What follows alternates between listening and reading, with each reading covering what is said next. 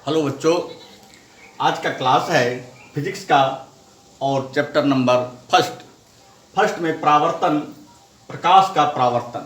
Class 10th का पहला chapter है प्रकाश का परावर्तन। इसमें हम लोग क्या क्या पढ़ेंगे?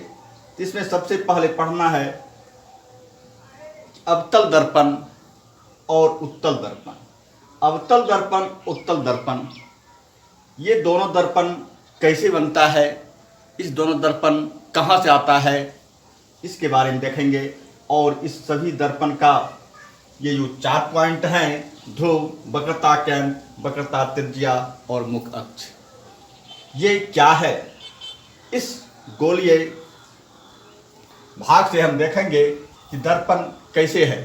तो किसी खोखले गोलीय के जब बाहर के भाग को रंजित कर देते हैं, क्या बनता है?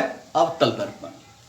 और जब अंदर के भाग को रंजित करते हैं तो उत्तल दर्पण बनता है। अब अवतल दर्पण, उत्तल दर्पण, यही गोलीय भाग का टुकड़ा है और इसी का जो केंद्र है, इसके केंद्र को सी कहते हैं। अब पहला पॉइंट क्या है? ध्रुव।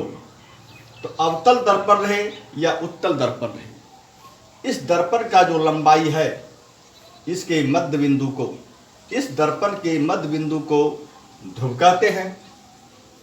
वक्रता केंद्र, अब इस गोलीय, यह जो अवतल दर्पण है या उत्तल दर्पण है, यह जिस गोले के भाग का है, इस गोले के भाग का जो केंद्र है, इसी को वक्रता केंद्र कहते हैं।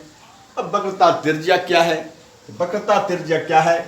तो यह जो केंद्र है और यह जो मध्य बिंदु का जो P है, इस बिंदु से इस बिंदु का जो दूरी है, इसी दूरी को क्या कहते हैं? वक्रता त्रिज्या कहते हैं।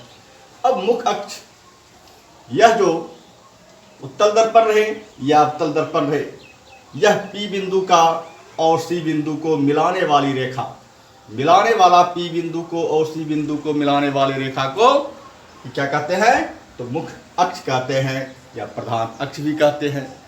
अब इसके बाद और इसके बारे में आगे पढ़ेंगे कि किसी का दर्पण का प्रतिबिंब कैसा बनता है, उसकी वस्तु का स्थिति कैसा होता है। आप अगले वीडियो में इसके बारे में देखेंगे। धन्यवाद।